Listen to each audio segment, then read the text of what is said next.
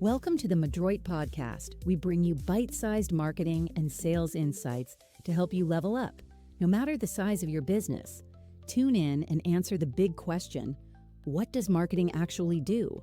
Hey everybody, welcome to another episode of the Madroit Podcast where we help you market smarter, not louder. And today we are diving into something very near and dear to our hearts and a foundational element of how we work here at Madroit, marketing with purpose. When we obviously have this on the homepage of our website, it's something very important to us, but we're not talking about purpose as in cause or movement, but more about purpose as in intentionality.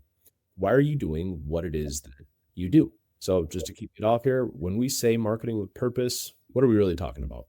Yeah, you touched on a few really important parts of it for sure. I talk a lot about it. Every move or tactic or campaign has a purpose, has a reason. So why are we doing something? It's aligned to an overall goal that we have. It's not marketing for the sake of it, just to do something because it's trendy or just that your content calendar says you have to do something. It's rooted in strategy, designed to move forward towards an objective and help you get there. And it's aligned with your brand's voice, your company's voice, and your values. Yeah, Jordan, what do you think? Yeah, I think you hit the nail on the head. The alignment between your voice and values is crucial to marketing with purpose because that is ultimately what defines your purpose. We do, however, see a number of businesses drift into some may call aimless marketing, right? Just throwing some darts at a board and hoping that it sticks onto something.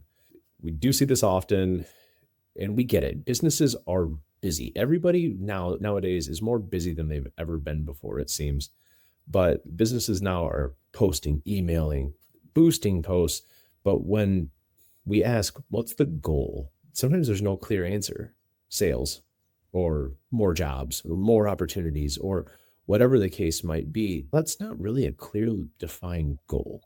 So some common reasons why marketing can lose purpose are just very simple. So pressure to show activity over results. We've had a number of these discussions. I've experienced this personally where it's you have to show likes or impressions or conversions, and that's what equals something, because then maybe the blame shifts from marketing focus to sales focus. Again, we're missing the bigger point of everybody being aligned together. We've said this many times as well before too, shiny object syndrome. Try to avoid the squirrel moments, try to avoid the dog seeing a hot dog truck going past and let's go over there. I think a lot of times it just takes focus, and a lot of times really being intentional about sticking to your plan because you believe in that plan. And there can be a disconnect at times too between your team, which inevitably can come down to not everybody being aligned on the initial goal and objective to begin with. Because as I've said many times, if we are aligned on those goals and objectives, then it makes it a lot easier for everybody to be pulling on the rope in the same direction. Last one I'll just touch on is lack of clarity. Not everybody has a clear picture of how it is that we're going to get where we're going. We talk in terms of the roadmap and showing our clients the roadmap for how they are going to achieve their goals and be successful. So when your strategy isn't clear and your marketing starts to feel a lot more just like noise to your team and to your audience, that's where you're really in danger of running into some of those like aimless, just chasing scenarios with your marketing strategy. So we told you how to avoid some of those aimless, pointless areas. How do you build a purpose-driven strategy, Win? Yeah, it starts with a goal and business goal, keeping that in mind, and then working backwards on how to get there.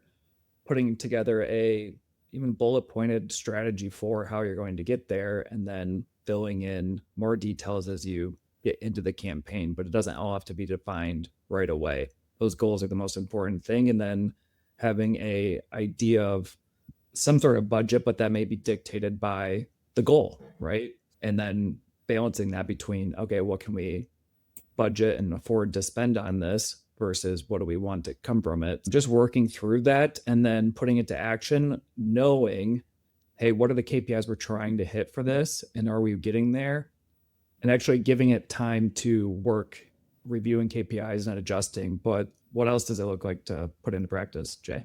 The KPIs are crucial because that can help you define how aggressive you need to be with putting it into practice, right? So on the day-to-day, here's what it could look like. So we've talked about this in previous episodes as well, but a content calendar built around customer pain points, not necessarily just the holidays. Let's dive into who your audience is and what are the things that you know that they need or that are pain points for them. And then you can create content and you can create a plan based on those things to make sure that they know you're there to help them with that need and support them through that difficult situation or that service or product that they need. Ads that align with your sales cycle and capacity. So I think this kind of comes down to what is your team's ability to act on the things that are coming through the door. So if you know that your sales cycle is 2 months, 3 months long, that's your typical cycle, then the time to start planning is not now. It was months ago. It was a year ago. So making sure that you take those things into account to make sure that the pipeline stays full and that your team is constantly in a spot where they are thriving, right? That can really be beneficial. I think things like a newsletter we talked about previously that can help nurture and really inform. So a nice educational piece, not going to come off as salesy, but it's going to serve as an authority builder and an educational piece. Additionally, a website that's built to convert. We've talked about these with a number of clients and potential clients that we've discussed this with. If you want opportunities, your website has to be able to act as that 24/7 salesperson that is ready to take them over the line. So make it inviting, reduce the friction, make it easy for them to come in and take the action that you want them to take. If you don't, and if there's a ton of friction, it's not going to be successful. And then and back to the educational piece, because that's what this is ultimately about. Building authority mixed with a very simple and efficient sales process. So video that can explain why you do what it is that you do. We call some of these like a brand video or explainer video. So not just necessarily what you sell. Give some reason, give some why behind who the brand is and why it is that they should partner with you. So this right here is the kind of marketing that really builds trust and overall is going to drive results. But it all starts with that intentionality and marketing with that purpose.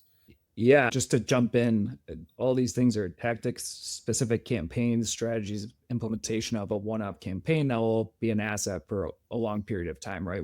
All connected to a goal, whatever that may be, new leads through the website, or you want people to call you for a service, or if your sales cycle is longer, sign up for the newsletter or follow on social media.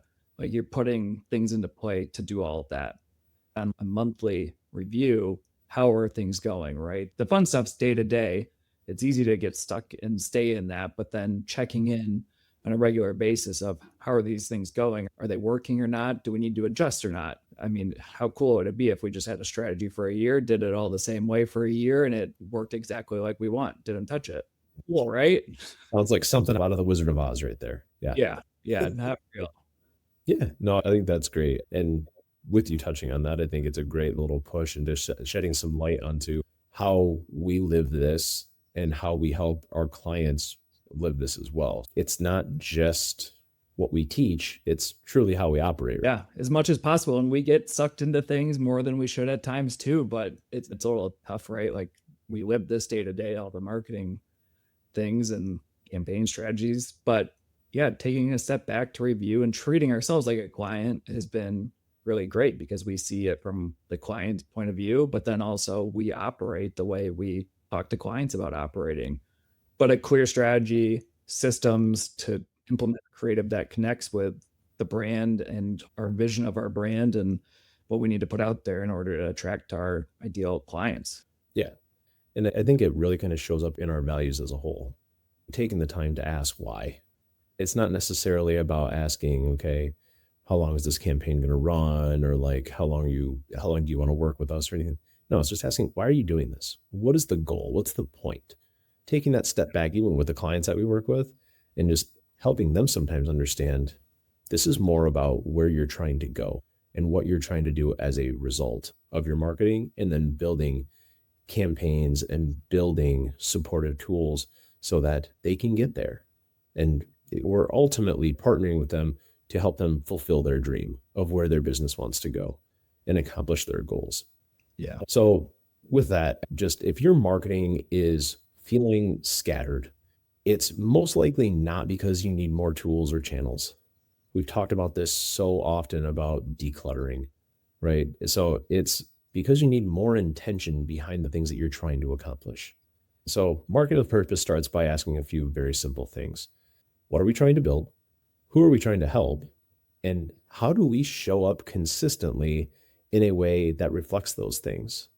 If you're taking care of those three things, your goals and the things that you want to accomplish as a business will all be laid out right in front of you, ready to hit. That's all for this episode of the Madroit Podcast. Please make sure to like and subscribe. If you have any questions that you want us to talk about on the pod or want to get in touch with us, please visit madroitmarketing.com/podcast. Thanks for listening.